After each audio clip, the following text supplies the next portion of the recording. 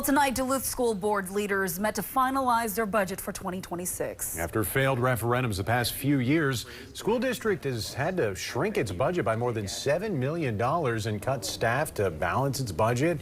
Tonight, district leaders are asking to raise the levy by 7%. The money will go towards operating schools and funding the needs of students.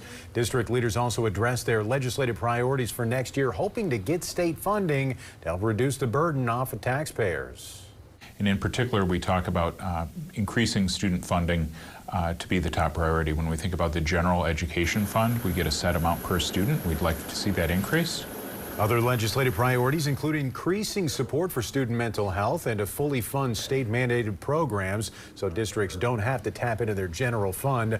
Also of note at tonight's board meeting, Superintendent Magus's contract is slated to end next June.